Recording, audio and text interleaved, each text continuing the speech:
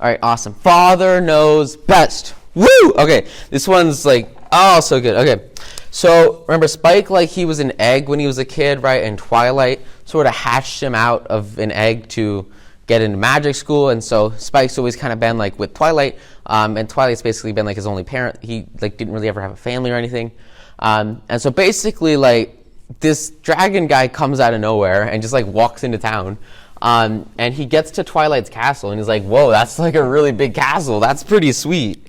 And then like Twilight and Spike are just kind of like walking around out of here, and they come across this guy, right?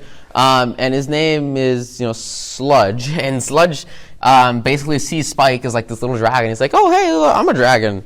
And Spike's like, yeah, we're going to go out and we're going to have an awesome day. And what's cool is like Spike, he's trying to learn to fly from Smolder, right? So Smolder's his friend, and Smolder, she's got wings, she's a dragon. And so they're trying to learn to fly together.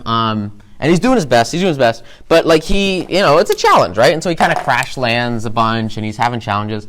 And so, he like tells Sludge, hey, you're a dragon, I'm trying to learn how to fly. And then he basically tells this guy that he didn't have any parents. So Sludge, he sees an opportunity to take advantage of this situation. Because he's kind of just like a hobo, and he doesn't really, he's just kind of like walking around. And basically he says, Spike, I came here because I am your father. And he gives this huge elaborate story about how he abandoned his mother, or how like his mother got captured, and all this stuff. All this bogus, just this BS story about like how he's his dad, and basically like he just like pretends to be his dad, which is like pretty manipulative, pretty sly stuff, and pretty sketch. But Spike believes it, and Twilight like wants to believe it. So the main six come together, and they got Spike here, and they have Smolder, right? So Sludge, right? So Sludge basically just comes and like lays all over their big giant table, the cutie map, and is just having a great time, and just starts to kind of live in the castle, right? So he doesn't have to be a hobo anymore. He doesn't have to live on the streets. He doesn't have to keep wandering around. He comes and he starts to live in the castle, right? And because Twilight takes him and his family, and Spike takes him and his family, and they start doing father-son stuff, right? And being together. And basically, like what he does, it's just such a really, really, really like awful thing to do here. So he manipulates Spike into basically thinking that like this idea of the pony life he lives, or this life he has with all of his friends, is actually super, super bad, and he has to go and live like the dragon way and be like a man or whatever, which is just, oh my gosh, so bogus. And so basically he's like, let me sleep in your room out here because I will take the pain of being in this evil pony life, and you need to go and be a real man and sleep outside. And like, so he has this guy sleep outside, and he's like, you need to give me, all, and basically like, Sludge, there's like tons and tons of gems like all over the castle. And dragons, again, they just kind of like eat the gems. They don't really eat like normal food. They just eat gems. And it's like apparently really tasty. I don't freaking know. And so he's like, bring me all of your gems. You cannot have any of this. And bring me all of your comfy pillows and all your comfy pony stuff, because you cannot have any of this as a dragon.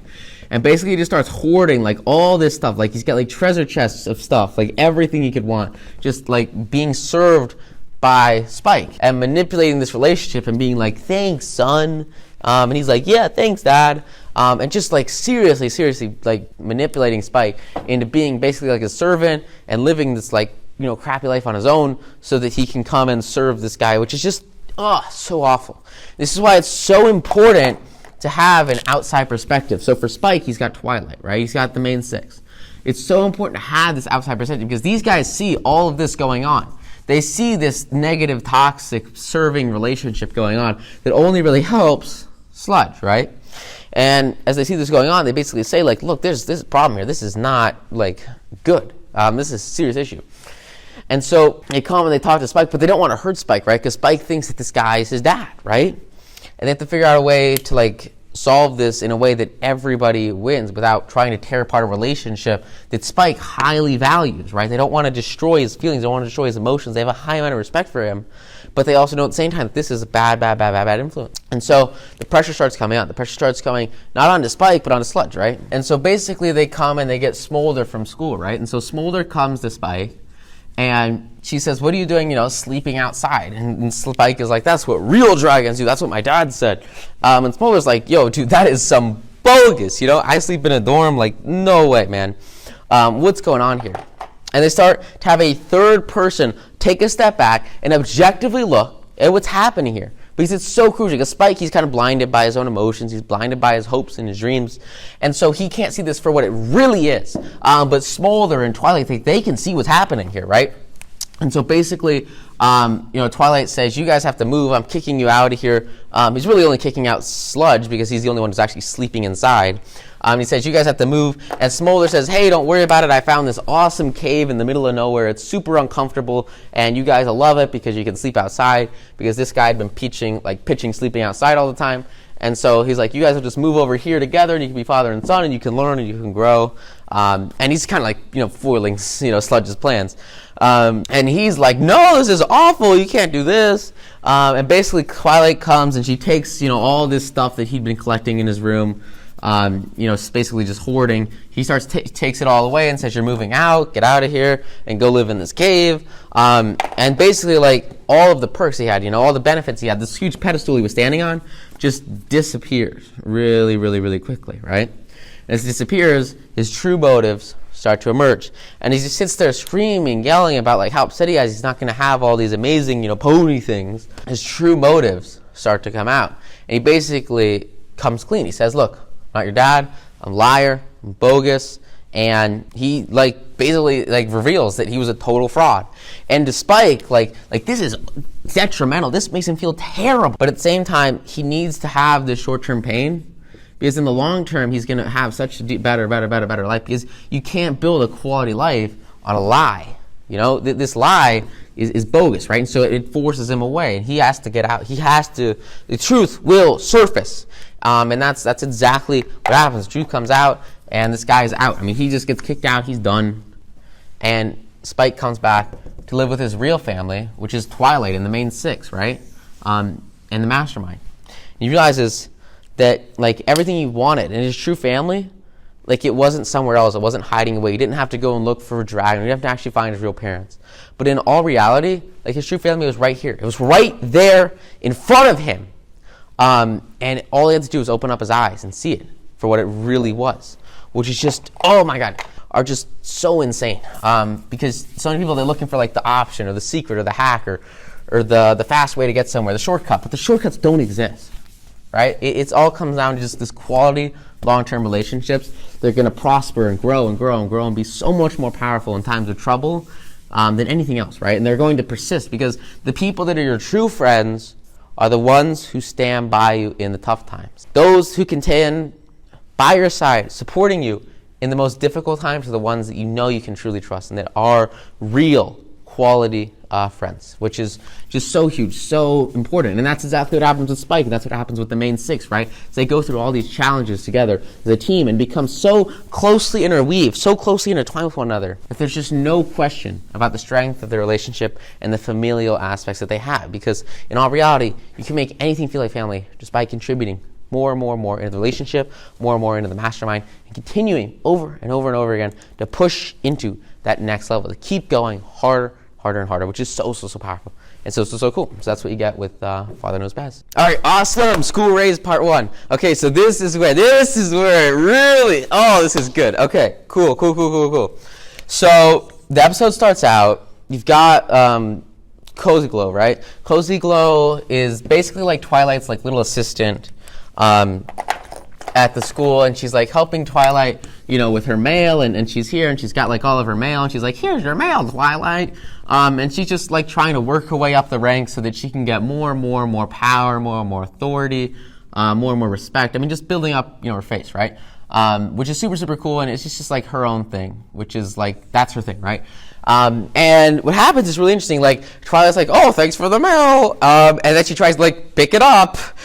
And it's a little bit of a problem because her magic fails. And basically she can't use her magic, which is just a little bit of a problem. Just a little bit of a problem. Not normal. And at the same time, there's this school field trip to Cloudsdale. They're looking at how weather's made and the rainbows and all that stuff. And remember, normal ponies can't usually stand on clouds just like Pegasus can, right? But Starlight comes and she casts like this spell, which is the same spell they kind of used earlier when all their friends came to visit Rainbow Dash, and the spell like lets everyone stand on the clouds and walk. And at the same time that Twilight loses her magic, Starlight basically loses her magic too. And so everybody starts like falling out of the sky towards their death.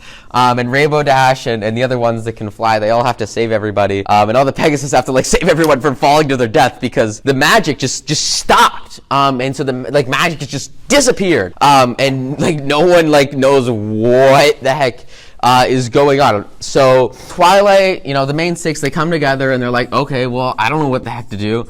And they decide there's this place called Tartarus, right? And in Tartarus, they have like all the biggest villains in the world. They all get locked up in this like giant prison in the middle of nowhere in the far end of the world. And it's just like this massive, massive prison for like all of the evil people, right? And so they basically decide that it's like something's got to be going on here. And so they have to go over to Tartarus. They think it's Lord Tirek, right? So they think maybe Tirek's sucking up all the magic or something. And so they go on this massive expedition with no magic or anything to like the edge of the world to Tartarus. And they leave, Starlight in charge. And they're like, all right, Starlight, just keep everything, on track at the school. And while we're gone, which is what she does. She's like, all right, cool, I guess. And then they just kind of continue with classes and stuff. And these guys just go away on this giant trip. Thankfully, nobody falls to their death, which is good. And they just leave, right? And so as Starlight starts to leave the school, what happens is Cozy Glow comes out and basically just traps Starlight. I mean, it's really sketch, but she just has some sort of magic she uses, and she puts her in this giant bubble and hides her under the school. And so she just kind of takes over. And she goes in front of all the kids after the main six have left on their big journey, and she says that she's the leader and that Twilight left her in charge. Because remember, she was helping out earlier, so everyone kind of saw her with Twilight. Because association's really powerful, right? If you think of, when Twilight was at the Flim Flam Brothers University, just her being there associated the Flim Flam Brothers with Twilight and associated their organization with Twilight, who was a very well-represented, figure, right? And so just being in atmosphere, being in the sphere of influence with someone who's really powerful will in turn increase your authority, increase your face, increase your figure. And you'll learn stuff from it too. And this is the same idea that drives the mastermind, same idea that drives mentorship, the same idea that drives coaching. But you kind of see her using it here in a little bit of a negative twist, in a mean way, to really just take over the school, which kind of a questionable thing. So like I said, she kind of traps Starlight under the school, and then she takes over the whole school, and basically says she's going to lead everything. And then classes kind of go on like normal, and everything just kind of works out. And then, these guys, this is a pretty long journey, so they're just walking forever and ever and ever. And then you guys remember Chancellor Naysay. Chancellor Naysay basically teleports into Twilight's office and says, he's going to be in charge now and that he will lead the school through this time of trouble. And Cozy Glow isn't having any of this. And she just is dude, screw you. She uses some crazy magic crap to tie this guy up and put him in this, just trap him. And he sends him down to the same place under the school that he sends Starlight to. And it totally overpowers him and crushes him and just basically traps him. And so as she does this and basically crushes this guy, you have Sambar and Yona, and they're looking through the office door, and they see this happen, and they're shoot, dude, what the heck? So they run back to the little six, and they're dude, this is what's going on. This girl's trying to take over the school, right? And they have no clue what's going on. And so they get the CMC on board. The CMC come and then they help the little six, and basically they're we need to stop her from trapping everybody, because that's bad, right? That's not good. And so basically Cozy Glow kind of realizes that someone's on her case, and so the CMC they get assigned to go and follow Cozy Glow around, and so they follow her around and say hey, can we help you, because they want to figure out what the heck she's doing. And basically she just kind of leads them into a closet and then locks them in a closet and traps them, so Yeah, I don't know. She's just like trapping everybody in places, which is kind of bad. And so the episode sort of just goes through this process of Cozy Glow like just taking over the school.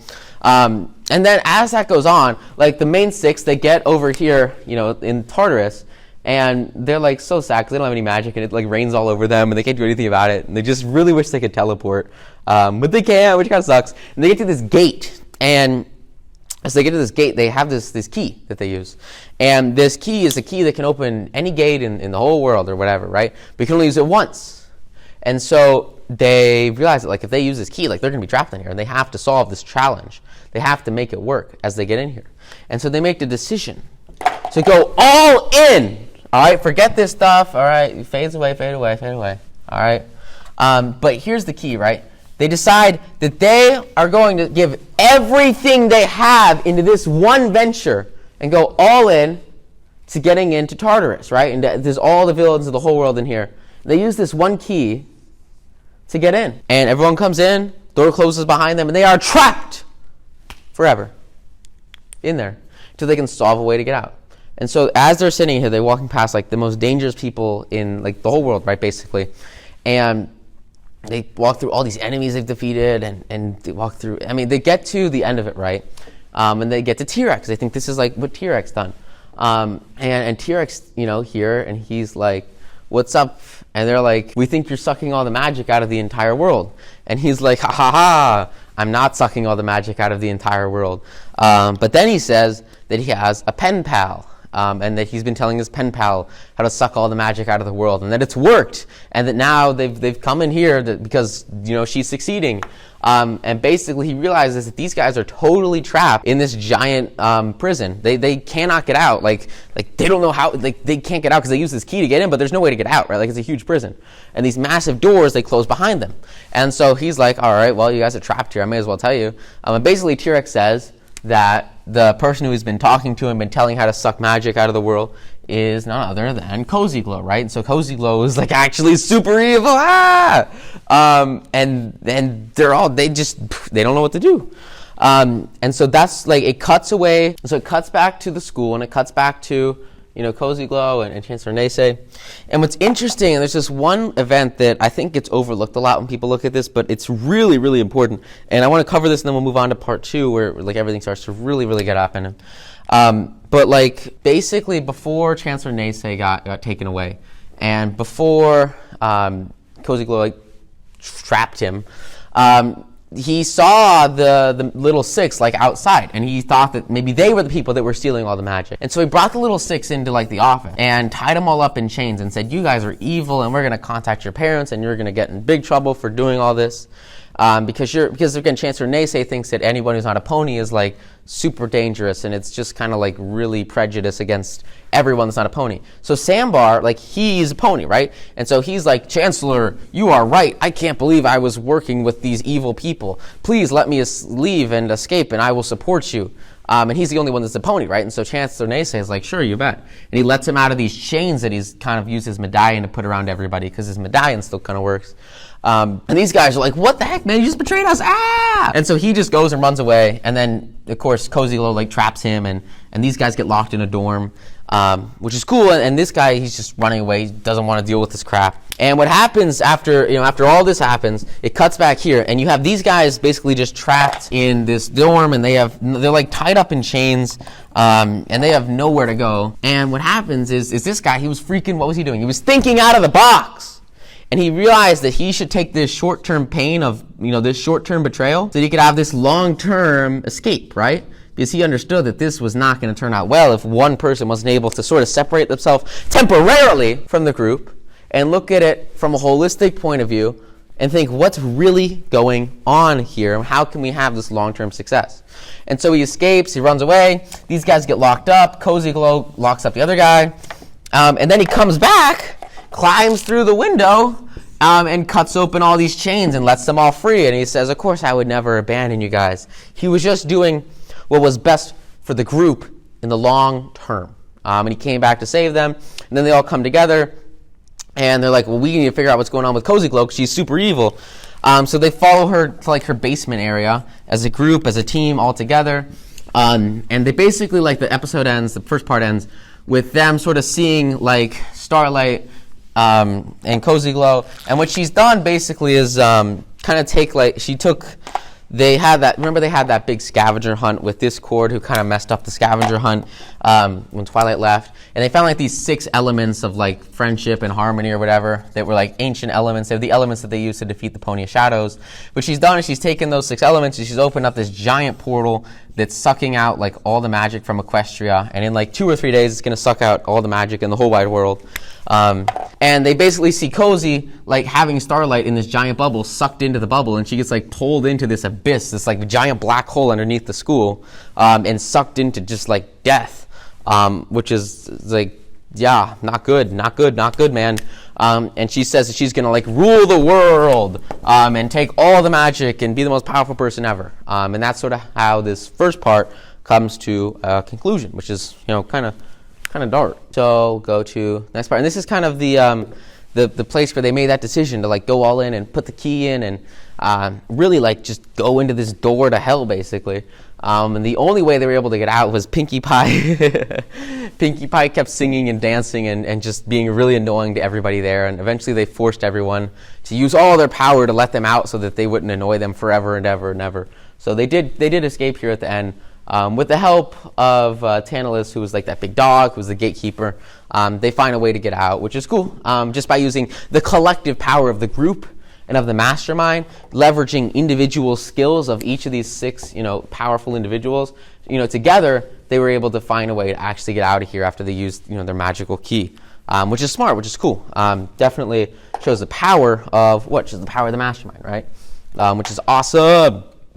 And then after that, we get to the second part, and basically, so like Cozy Glow basically like thinks she's taking over the world and that everything's hers. And it's cool because like what Twilight does is she basically channels like all of the magic of everyone here to open up this door, which is like just an insane act of power. And it shows like the insane amount of like power that they have as a group, because they channel everything into Twilight, and she actually has the power to like regain her magic and open up these gates, which is really, really cool. And so back at the school, this stuff's going on. Starlight's like being like sucked into this like magic bubble. And so like Chancellor Neysay, like he kind of comes back, and Cozy Glow just like doesn't really like totally kill him.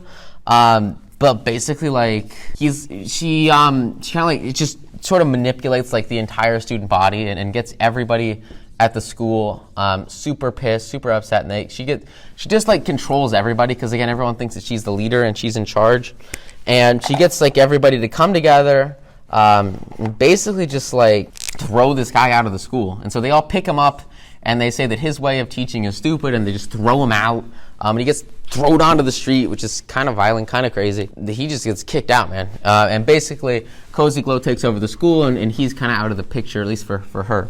And she can keep, sucking all the magic out of the world. And what's cool is, like, after this happens, the little 6, like, they are not a big fan of Chancellor Neysay. Because remember, Chancellor Neysay just, like, tied them all up. But they have a common enemy. Chancellor Neysay is really pissed off at Cozy Glow. And the little 6 know that Cozy Glow is ridiculously evil. And so because they have a common enemy, they have something as a group that they can work on together. And that they can have... they aren't necessarily like the closest friends ever. And so they come down to this like evil basement area, and they see that like they're trying to like save Starlight basically and pull her out of this like evil bubble that she's floating in, that's just like sucking away all of her power and trapping her while it sucks all the magic out of the whole world. And so they come here and they're trying to save her, right? As a team, as a group, as a collective mastermind. And as they come down here, basically Cozy, she gets all these students and she has everybody follow her down to this place. And she's like, you guys have to stop them. They're trying to destroy the world. They're evil. Look at what they're doing. And so she just kind of manipulates everybody to sort of like fight against these guys. Even though like they know that like they should probably be embracing friends. They should probably be a group. It's probably a team. But they're not, right? And they're listening to this, power-crazed authority lunatic leader because they just don't understand what's actually happening here. They don't have the full picture. They aren't able to take a step back and actually look at what's going on because they don't know what's going on. They don't understand what's going on. Even though they're trying to come together, they just don't know how to do it, right? And so as they go through this process, everyone gets trapped, everyone gets taken over. I mean, Cozy Glow is just crushing everyone. And she basically like has these guys almost like thrown into this death portal until something happens, something clicks, something changes. And what happens is the little six, they come, they get pushed by this giant crowd right next to this huge portal, and they're like, we're gonna save each other, right? And then I think it was Silverstream. Silverstream gets kind of pushed into this like evil bubble that sucks people into it, and then if you get sucked into it, like you can't escape, and that's what Starlight's trapped in. She gets pushed into it, and so Gallus like grabs her, and then Ocellus grabs Gallus, and then Yaona grabs, and everybody grabs each other, and they all try to save each other until eventually like everybody just gets sucked into this like big like trap, like this giant floating evil bubble. And what happens is the power of them as a group, the power of them together, coming and self-sacrifice, literally throwing themselves in the face of danger, right? Sacrificing their safety for the betterment of the group. This happens. And as they're all trapped in here, nearing death, at the edge of fatality, something so powerful happens. It changes everything. And this pays off. Changes it all. And basically, they start kind of like glowing. And start glowing. And then they sort of start floating out of this evil bubble. And as they float out, they come together, and then they all, tell everyone, look, this girl, Cozy Glow, is like ridiculously evil. Like, she's really bad. She's sucking all of the magic out of the entire world. And they come together, and they do just like the main six do when they like have like giant lasers, giant rainbows, and just like crush, opponents, crush enemies. They do the exact same thing as a group, as a team, as a mastermind to Cozy Glow. And they come together and they have like this huge like death ray thing that they shoot at Cozy Glow, and they just destroy her. They destroy this giant black hole of magic. They destroy this bubble. They destroy all of her power. They destroy everything that she's been like stealing from the world. And they crush Cozy Glow as a group, as a team, as a unit.